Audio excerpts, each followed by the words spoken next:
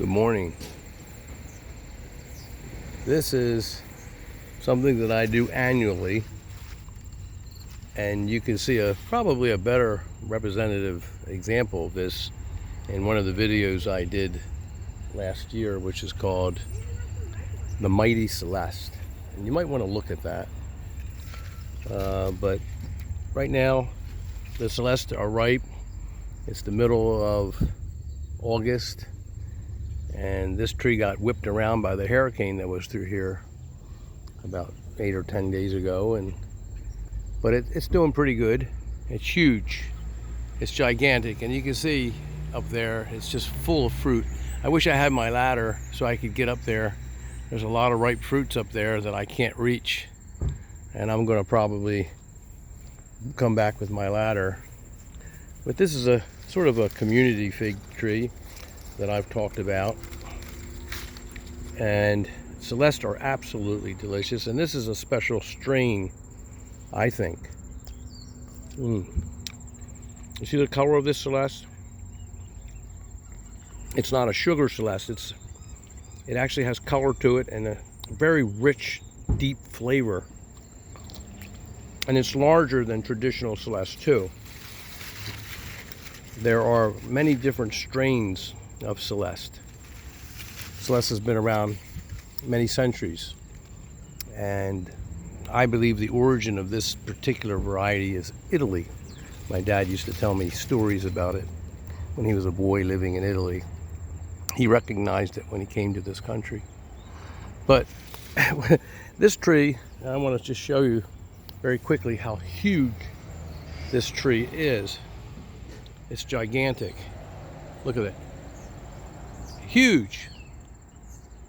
And one of the extraordinary experiences of this particular fig tree is what I'm going to show you right now, and I just thought I'd video it very quickly because it is extraordinary. And I'm going to go up under this tree, which is, how unusual is that, to actually go in a tree, and it presents an enormous canopy of figs everywhere.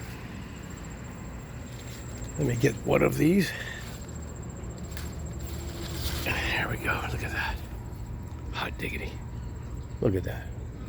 A beautiful, beautiful specimen of this particular strain of Celeste. Look at this tree. Look at it. It's extraordinary. It's huge. And not kidding you, last year I came in here to grab some figs, which I do every year, and there was a hammock across these branches, okay, where somebody had come in here and just thought it would be a beautiful place. Look at all the birds, by the way. Look at all the birds are getting to the figs. The birds love Celeste figs. And this is an unprotected fig tree. Look at that, how beautiful. How beautiful is that? I don't know if it's coming in clear or not. Is it? Let's take a bite of this.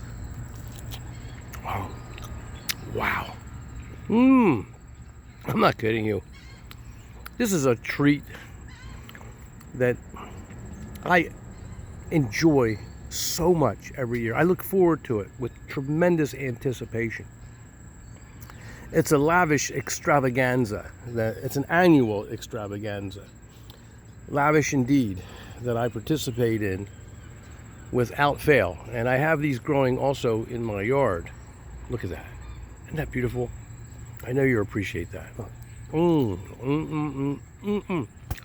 So, I won't make this video long, but I'm under this tree, and it's gigantic.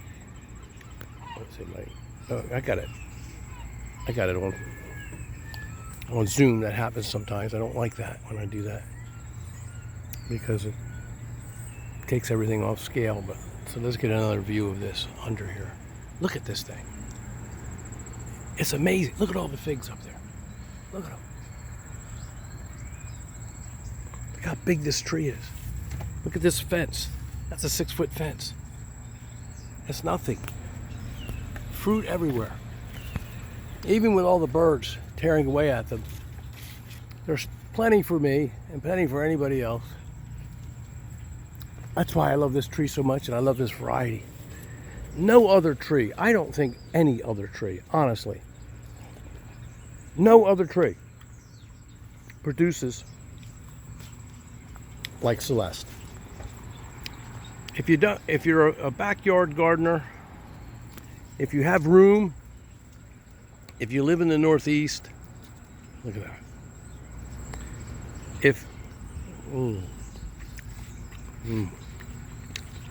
Good, so good.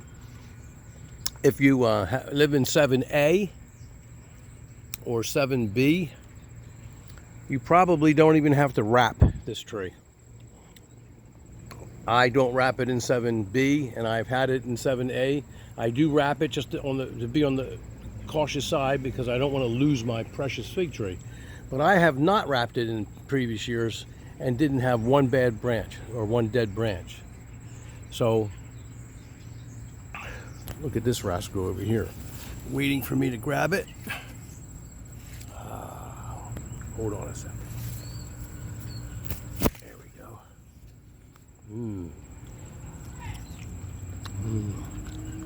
So I'll wrap this video up now. I only want to say that if you don't have an in-ground Celeste, and if you have room for an in-ground Celeste, plant one.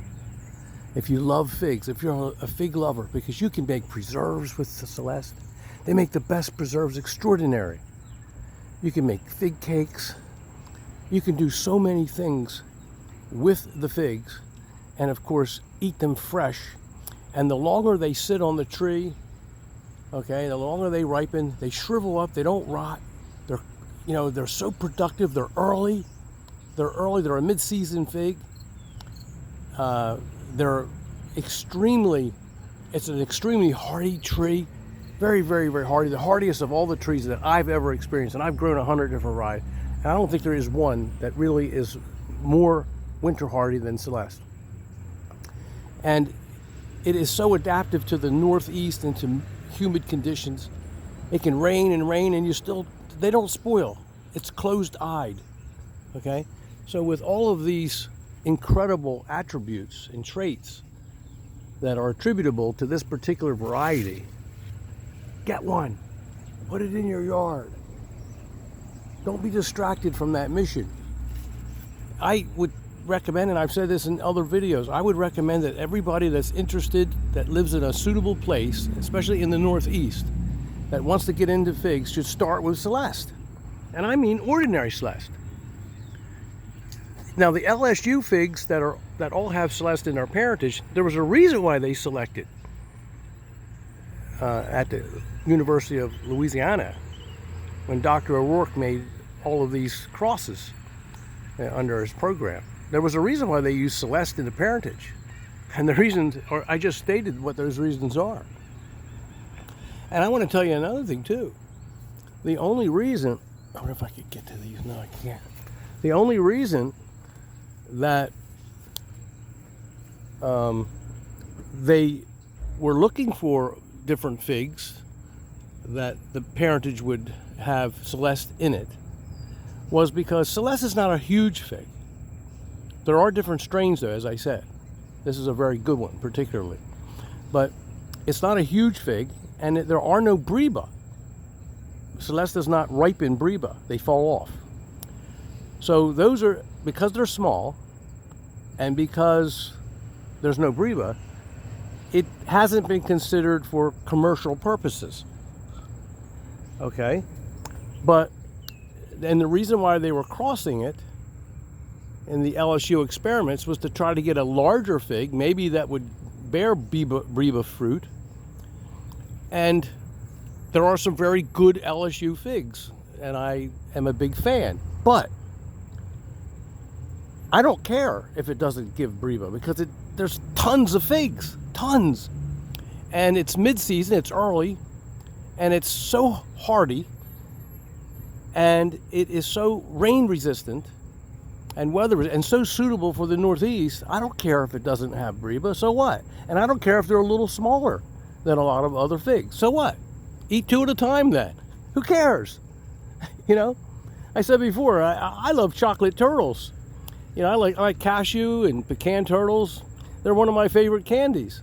And they're not gigantic, and I take a little bite at a time, and it's just as good. Well, so what? And if I take 2 bites instead of 1, do that. Who cares if it's not real big?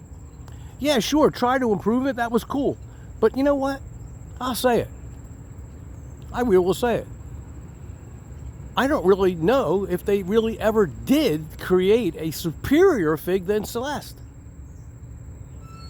Not for my needs, not for my climate. Okay? And besides, even if they did, that doesn't negate the fact that Celeste is an absolutely extraordinary cultivar. Okay, I wore out the subject. Thanks for visiting.